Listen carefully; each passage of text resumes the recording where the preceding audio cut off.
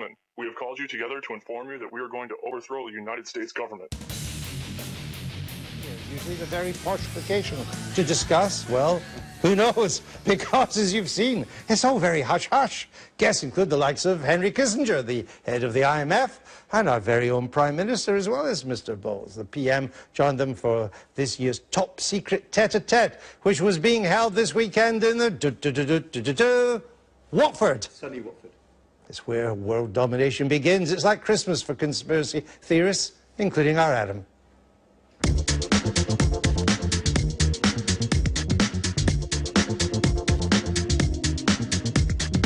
The masters of the universe and their critics have spent the weekend at Watford's posh Grove Hotel for the annual Bilderberg meeting. Could that be the Prime Minister? Did George Osborne and Ed Balls share a ride? Is that the boss of Amazon or of Google? Usually top secret, this year the organisers have released a list of the roughly 150 people in there and the topics they've been discussing, including growth, big data and current affairs. The protesters outside accuse this group of everything, from climate change to coups, but they're mainly annoyed about the lack of transparency.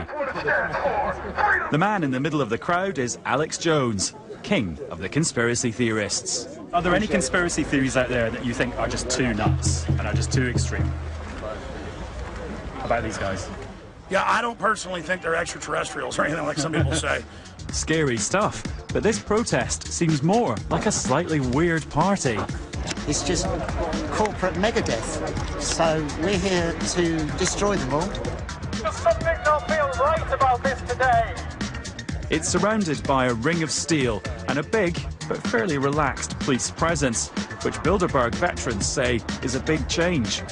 Well, I had a baptism of fire in 2009, just outside Athens, so I went along and tried to cover it and spent a week being arrested, re-arrested. While for residents of Watford, it's a bit so what? Well, I heard it was their secret shadow government meetings. Hasn't been held in England for a long while. And what do you think of that? What? Secret shadow government. What's that? Back at base, very few of the 22 invitees from the UK wanted to talk. Well, I just managed to speak to a very senior Bilderberger on the phone. I asked him why all the secrecy, and he said until the 1990s they used to hold press conferences after every meeting, but no journalists turned up, so they stopped doing them. Then, as if by magic, a member of the organisation's influential steering committee turned up in the BBC's offices. What goes with Bilderberg is an informal discussion about politics and the world's problems with a lot of politicians and businessmen. We always produce lists of who's there. It's not secret. But we don't have a mass audience listening to our discussions, so it's a good informal weekend where we get together. The internet is full of nutty theories about how we're ruling the world, we're going to invade America, we're poisoning the watercourses, all this kind of thing. It's very much duller than that, I can assure you. Oh, I'm actually slightly disappointed.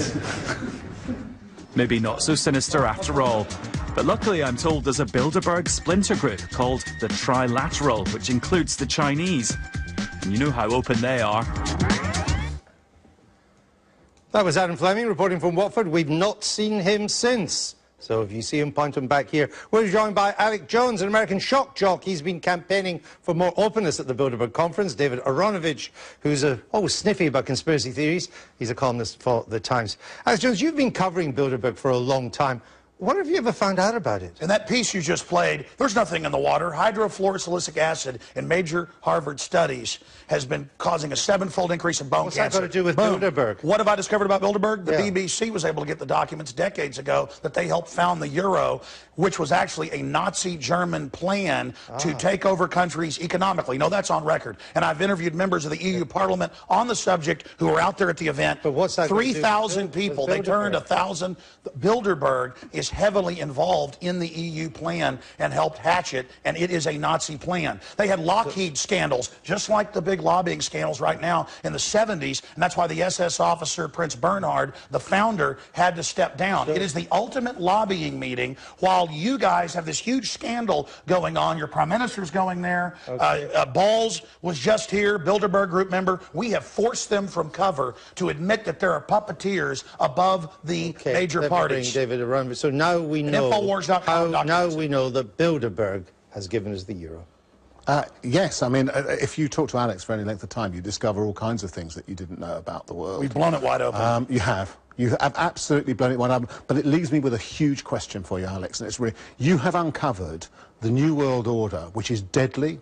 It's full of what you call people who are criminals. Well, this is what I'm coming to. It's full of criminals, etc., who seek to run the world and will kill anybody who gets in their way. And you are almost, have been, a lone crusader powering against them. No, so how come? How am I alive? How are you still alive? Why am I alive? Well, no, which is yes. Listen, why am I alive? Which is the explanation? One, they don't exist. Or two, you're part of the conspiracy. No, let me tell you a story. I say the first. 5 years ago when Obama and Hillary... I say the second. 5 years ago when Hillary and Obama were at Bilderberg and the Secret Service was there in helicopters, the New York Times came out and said I was crazy. There was no Bilderberg Group meeting. And my wife got phone calls, and so did I, threatening to kill us. And the people said, and you better take it serious because you were just talking to your dad that was in the hospital.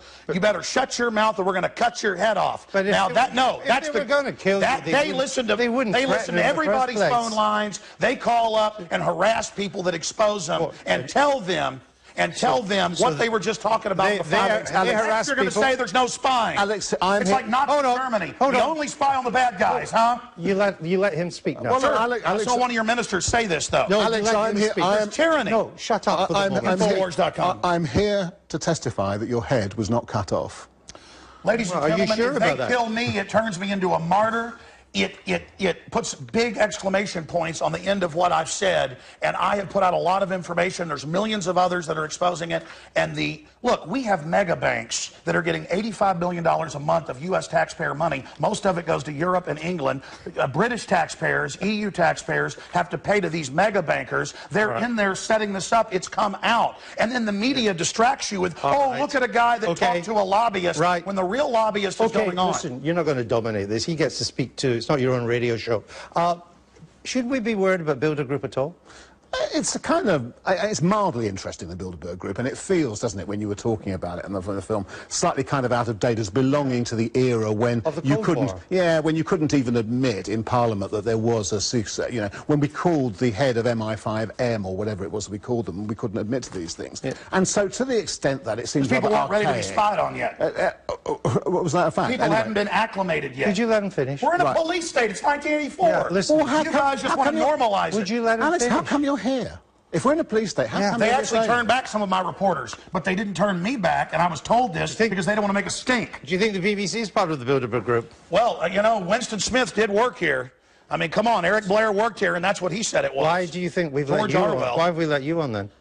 Because you guys think that you can manage the whole thing, and now our information's gotten too big. I have 3 million radio listeners a day. That's a low number. 3 million. I get about 50 million YouTube views a month. That's a very conservative number. I make films, put them online for free, that get watched 40 million times, like the Obama deception. And that's why, because the establishment doesn't know what to do. Now, Alex has this point, and it's an important one. I would have, say, 10 years ago said, listen to all this stuff. He believes that people put cancer virus in vaccine in order to create a eugenics program. That's what he believes. We talk about medical discoveries. And we would have said, and I would have said, hey, that's kind of mad and so on. And it's an interesting psychological phenomenon. Like Tuskegee, the problem is that conspiracy theories like this are believed in. Hey, listen, I'm here to warn people. You keep telling me to shut up. This isn't a game. Okay, our government in the U.S. is building FEMA camps. We have an NDAA where they disappear people now. You have this arrest for public safety, life in prison. You are the worst person I've ever interviewed. No, it's basically off with their heads, disappear David, thank you for being with us. Infowars.com. It's 11:30. You're watching the Sunday Politics. We have an idiot on the program today. Coming up in just 20 minutes. You will not stop the Republic. Humanity is awakening. Infowars.com. No. You guys are I'll be looking at the week ahead with our political panel. Until then, the Sunday Politics across the UK. Thinking the public isn't waking up.